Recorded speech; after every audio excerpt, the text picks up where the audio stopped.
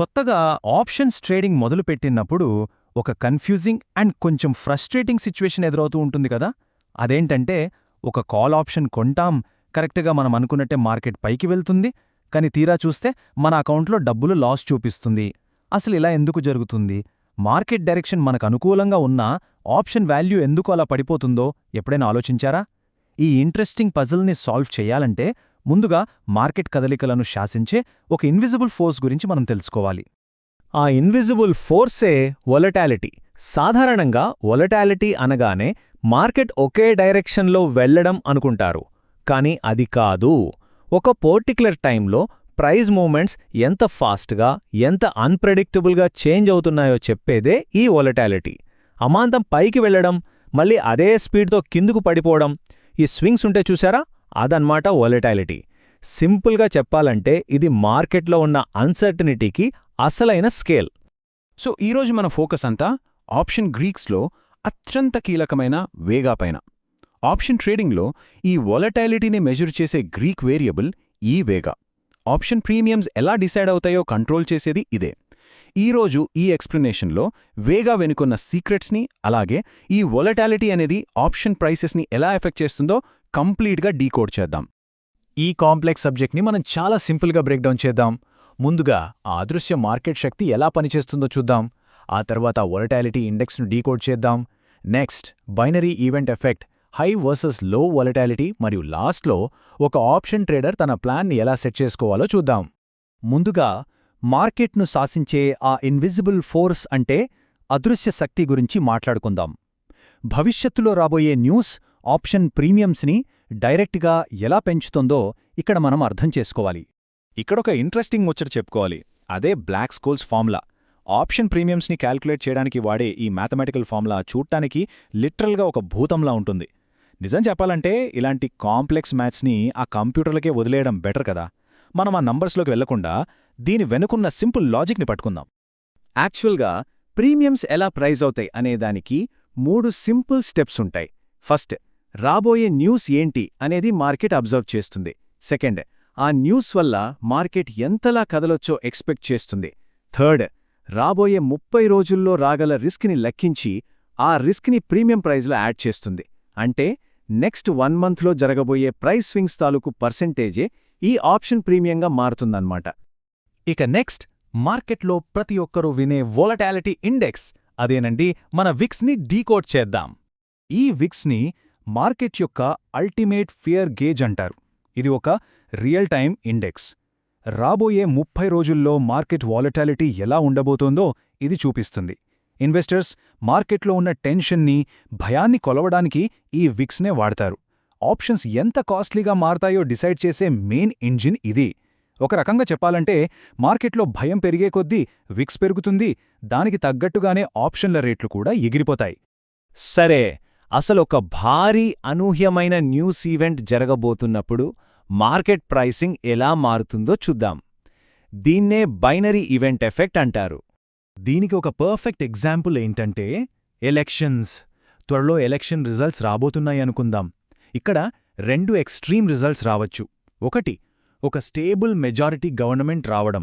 ఇది మార్కెట్కు super positive, market భారీగా పెరగచ్చు. రెండవది, ఏ పార్టీకి మెజారిటీ రాకుండా హంగ్ పార్లమెంట్ ఏర్పడటం.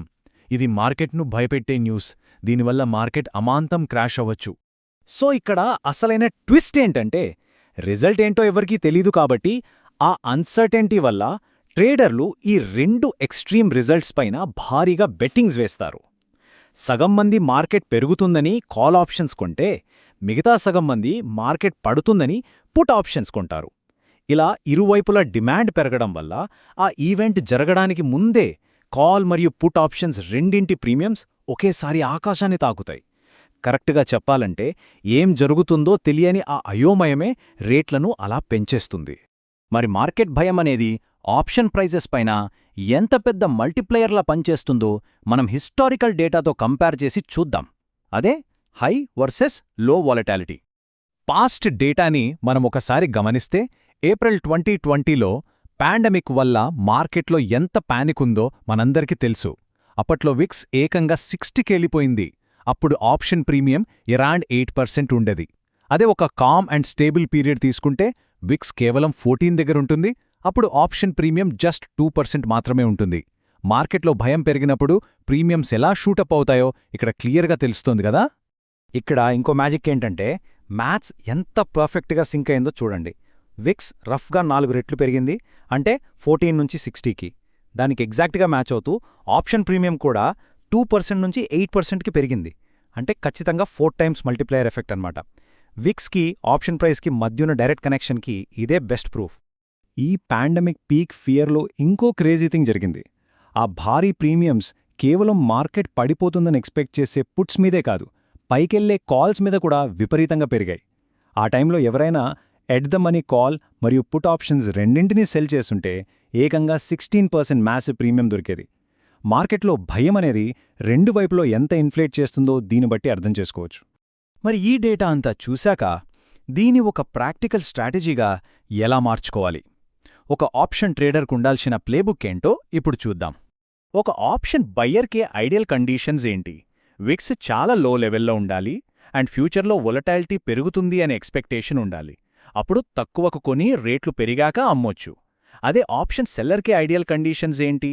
విక్స్ ఎక్స్ట్రీమ్ హైలో ఉండాలి అండ్ ఆ పానిక్ అంతా త్వరలో కూల్ డౌన్ అవుతుందనే అంచనా ఉండాలి. అప్పుడు ఎక్కువ ప్రీమియం కలెక్ట్ చేసి తగ్గాక ప్రాఫిట్ బుక్ చేయొచ్చు. ఇక్కడే మనం ఒక ఇంపార్టెంట్ పాయింట్ నోట్ చేసుకోవాలి. ఈ హై, లో అనేవి ఖచ్చితమైన నంబర్స్ కావు. ఇవి పక్కా రిలేటివ్ టర్మ్స్. ఒకప్పుడు 14 వీక్స్ అనేది చాలా తక్కువ అనిపించొచ్చు, కానీ అది 10కి కూడా పడిపోయే ఛాన్స్ ఉంది. అలాగే 30 వీక్ చాలా హై అనుకుంటే అది అమాంతం 50కి కూడా బ్లాస్ట్ అవ్వచ్చు. సో గుడ్డిగా ఆప్షన్స్ కొనడం లేదా అమ్మడం అస్సలు చేయకూడదు. మనం ఈ ఎక్స్ప్లెయినర్ స్టార్టింగ్లో ఒక క్వశ్చన్ వేసుకున్నాం, గుర్తుందా?